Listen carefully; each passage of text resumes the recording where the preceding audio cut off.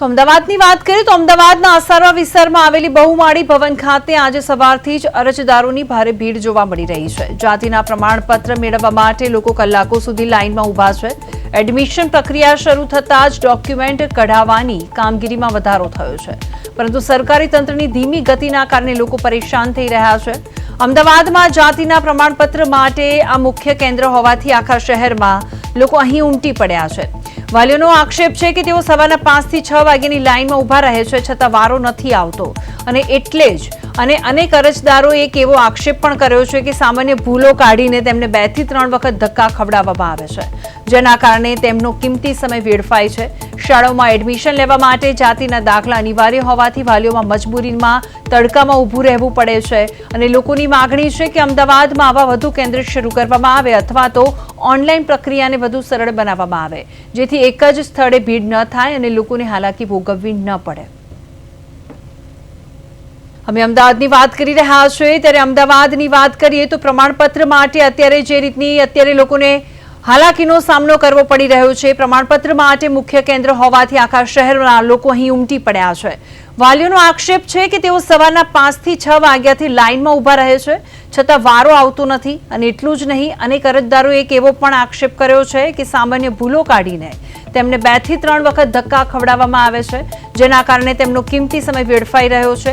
શાળાઓમાં એડમિશન લેવા માટે જાતિના દાખલા અનિવાર્ય હોવાથી વાલીઓ મજબૂરીમાં તડકામાં ઊભા રહેવા માટે મજબૂર બન્યા છે અને લોકોની માગણી છે કે અમદાવાદમાં આવા વધુ કેન્દ્ર શરૂ કરવામાં આવે અથવા તો ઓનલાઈન પ્રક્રિયાને વધુ સરળ બનાવવામાં આવે, જેથી એક જ સ્થળે ભીડ ન એકઠી થાય, લોકોને હાલાકી ભોગવવી ન પડે। વાત અમે અમદાવાદના અસારવાની કરી રહ્યા છીએ। અસારવામાં બહુમાળી ભવને અરજદારોની ભીડ જોવા મળી રહી છે। જાતિના દાખલા માટે વહેલી સવારથી જ કતાર જોવા મળી છે। એડમિશન સિઝનના પગલે વાલીઓ પરેશાન છે। સમગ્ર શહેરમાં એક જ કેન્દ્ર હોવાથી હાલાકી ભોગવવી પડી રહી છે અને વ્યવસ્થાના અભાવે અરજદારોમાં ભારે રોષ જોવા મળી રહ્યો છે। કર્મચારીઓની ધીમી કામગીરીને લઈને સવાલો અત્યારે ઊભા થયા છે, કારણ કે એક બાજુ ગરમી પણ છે અને લોકો આવી રહ્યા છે અનેક જગ્યાએથી ડોક્યુમેન્ટ્સ લેવા માટે, અને જે રીતની તંત્રની જે કાર્યવાહી છે, ધીમી કાર્યવાહીના કારણે લોકોને અત્યારે મુશ્કેલીનો સામનો કરવો પડી રહ્યો છે। અને આ સાથે જ અમારા સંવાદદાતા લાઈવ જોડી ગયા છે મૈત્રી, જણાવશો કે અત્યારે લોકોને હાલાકી કેવી ભોગવવી પડી રહી છે?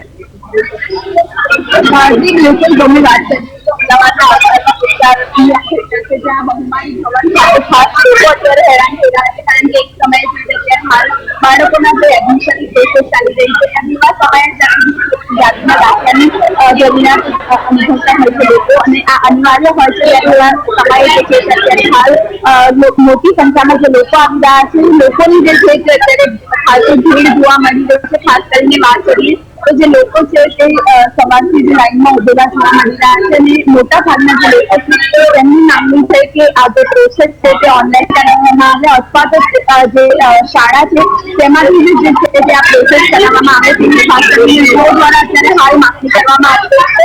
ખાસ કરીને વાત કરીએ તો મોટી સંખ્યામાં જે લોકો છે તે લાઈનમાં લાગતા જોવા મળી રહ્યા છે અને મોટા ભાગના જે લોકો છે તે દૂર દૂરથી આવતા હોય છે, તમામ શાળાઓમાં જે છે તે આ જે દાખલા છે તેની જરૂરિયાત પડતી હોય છે, પણ ખાસ કરીને જે કેન્દ્ર હોવાના કારણે જે છે તે લોકો અત્યારે હેરાન થઈ રહ્યા છે અને લોકો જે છે તે ખાસ કરીને લાઈનમાં લાગી રહ્યા છે।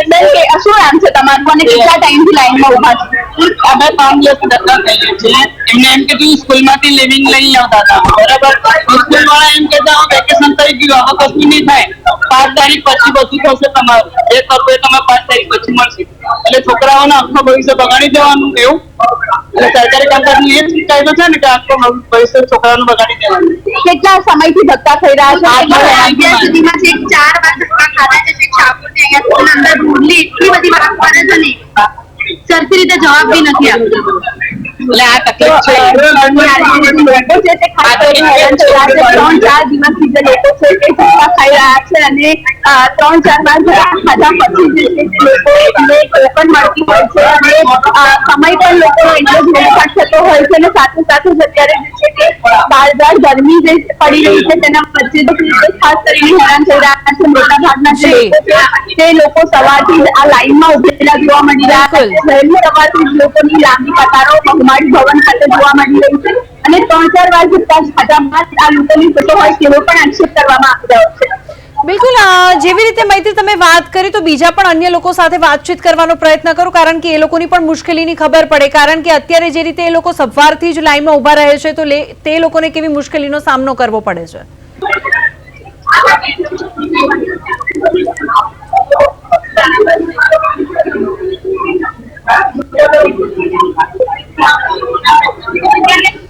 મૈત્રી, આજુબાજુ ફરીથી લોકો સાથે સંપર્ક કરવાનો પ્રયત્ન કરો, કારણ કે આપણે બીજાની પણ મુશ્કેલીઓ શું પડી રહી છે, લોકો ક્યાંથી આવ્યા છે એ પણ જાણવાનો આપણે પ્રયત્ન કરવો છે. ઘણા બધા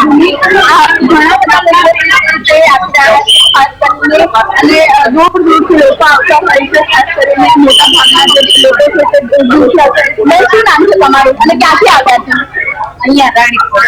ખાસ અત્યારે હાલ મારે જાણવું છે કે કેટલા સમયથી તમે અહીંયા ઊભા છો અને કેટલી તકલીફ પડી રહી છે? કેટલી તકલીફ પડી રહી છે હાલ તમને? તકલીફ તો પડી રહી છે લાઈનમાં 2 કલાક. ભાઈ શું નામ છે તમારું? ક્યાંથી આવ્યા છો? ખાસ મારે એ જાણવું છે કે કેટલા સમયથી તમે લાઈનમાં ઊભા છો અને કેટલી તકલીફ અત્યારે પડી રહી છે? તો 2 કલાકથી કેટલી તકલીફ થઈ રહી છે? એક બાજુ ગરમી છે અને લાઈનમાં ઊભું રહેવું પડે છે. જે તકલીફ તો બસ એ પ્રમાણે તો હેન્ડલ સારું કર્યા. શું નામ છે ભાઈ તમારું? સંદીપભાઈ ક્યાંથી આવ્યા છો અને ખાસ કેટલા સમયથી અહીં ઊભા છો? હું સિક્કિમથી આવ્યો છું અને હું લગભગ 6:30 આસપાસ આવ્યો છું. લાઈન આવી ગયું પહેલા 5:15 વાગ્યા સુધીમાં નંબર આવી ગયો.